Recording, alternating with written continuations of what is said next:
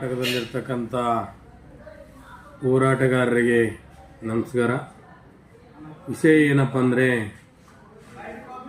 ಕರ್ನಾಟಕ ರಾಜ್ಯದಲ್ಲಿ ಕಾಂಗ್ರೆಸ್ ಸರ್ಕಾರ ಬಂದ ತಕ್ಷಣವೇ ಒಳ ಮೀಸಲಾತಿ ಜಾರಿ ಮಾಡುತ್ತೇವೆ ಅಂತೇಳಿ ಮಾದಿಗರಿಗೆ ಆಗತಕ್ಕಂಥ ಮೋಸ ಯಾರಾದರೂ ಮಾಡಿದರೆ ಅದು ಸನ್ಮಾನ್ಯ ಸಿದ್ದರಾಮಯ್ಯ ಸಾಹೇಬರು, ಮುಖ್ಯಮಂತ್ರಿಗಳು.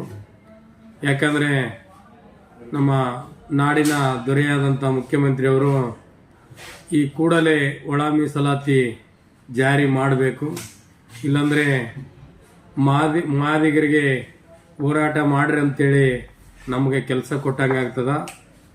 ತಮಗೆಲ್ಲ ಗೊತ್ತು ಎಷ್ಟು ಅನ್ಯಾಯ ಆಗ್ತದೆ ಮಾದಿಗರಿಗೆ ಅಂತೇಳಿ. ಬಹುಸಂಖ್ಯಾತರ ಇದ್ದಂಥ ಮಾದಿಗ ಸಮುದಾಯಕ್ಕೆ ಅನ್ಯಾಯ ಮಾಡ್ತೀರಿ. ಯಾಕಂದರೆ ನೀವೆಲ್ಲ ಓಟ್ ಬೇಕಾದರೆ ಮಾದಿಗ ಸಮಾಜ ಬೇಕು.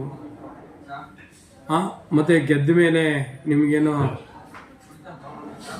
ಒಳ ಮೀಸಲಾತಿ ಜಾರಿ ಮಾಡ್ತೀನಿ ಅಂತ ಹೇಳಿದ ಮಾತು ತಪ್ತೀರಿ.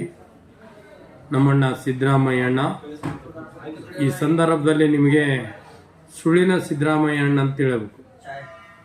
ಈಗ ನಮಗೆ ಹಾಡಾಡಕ್ಕೆ ಬರಲ್ಲ, ಕೆಲವರು ಆಡ್ತಾರೆ. ಏನಂತ ಆಡ್ತಾರೆ ಗೊತ್ತಾ? ಕೇಳು ನಮ್ಮಣ್ಣ ಸುಳ್ಳಿನ ಸಿದ್ದರಾಮಣ್ಣ, ಕೇಳೋ ನಮ್ಮಣ್ಣ ಈ ನಾಡಿನ ಸುಳ್ಳಿನ ಸಿದ್ದರಾಮಣ್ಣ ಅಂತೇಳಿ ಸುಳ್ಳಿನ ದೊರೆ ಆಗಬಾರ್ದು, ನಾಡಿನ ದೊರೆ ಸುಳ್ಳಿನವರು ಆಗಬಾರ್ದು. ಯಾವತ್ತೂ ಸತ್ಯನೇ ಇರಬೇಕು. ನಿನ್ನ ಕೈಲಿ ಆಗಿಲ್ಲ ಅಂದರೆ ಸುಳ್ಳು ಆಶ್ವಾಸನೆ ಕೊಡಬಾರ್ದು. ಏನು ಅಧಿಕಾರ ಇರ್ತದ ಹೋಗ್ತದ, ಆದರೆ ಈ ದೇಶದಲ್ಲಿ ಮಾಡಿದಂಥ ಕೆಲಸ ಇರ್ತದ. ತಮಗೆ ಗೊತ್ತಿದ್ದಂಗೆ ಬಾಬಾ ಸಾಹೇಬ್ ಅಂಬೇಡ್ಕರ್ ಅವರು ಈ ದೇಶಕ್ಕೆ ಕೊಟ್ಟಂಥ ಕೊಡುಗೆ ಎಷ್ಟಿದೆ ಅಂತ ತಮಗೆಲ್ಲ ಗೊತ್ತಿದೆ.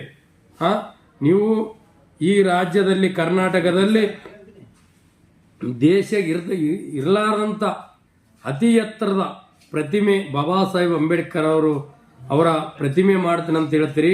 ಅದು ನಮಗೆ ಸ್ವಾಗತ, ಒಳ್ಳೆ ವಿಷಯ. ಅದು ಬಿಟ್ಟು ನೀನು ಯಾವತ್ತು ಒಳ ಮೀಸಲಾತಿಯನ್ನು ತಡೆಗಟ್ಟಿ ನೀನು ಸುಳ್ಳು ಹೇಳಿಕೆ ಅಂತ ಹೋದರೆ ಸುಳ್ಳಿನ ಸಿದ್ದರಾಮಣ್ಣ ನಿನ್ನ ವಿರುದ್ಧ ದೊಡ್ಡ ಮಟ್ಟದಲ್ಲಿ ಹೋರಾಟವನ್ನು ಸಜ್ಜು ಮಾಡುತ್ತೇವೆ ಮಾದಿಗರಂತೇಳಿ ಈ ಸಂದರ್ಭದಲ್ಲಿ ಯಲ್ಲಪ್ಪ ಆಲ್ದರ್ತಿ ಆರೋಪ ಮಾಡ್ತಾ ಇದ್ದೀನಿ. ಕೂಡಲೇ ಚಳಿಗಾಲ ಅಧಿವೇಶನದಲ್ಲಿ ಸದಾಶಿವ ಆಯೋಗ ಜಾರಿ ಮಾಡಿಲ್ಲ ಅಂದರೆ ಮುಂದಿನ ದಿನಮಾನಗಳಲ್ಲಿ ಅದು ನಾವು ಹೇಳ್ತೀವಿ. ಜೈ ಭೀಮ್.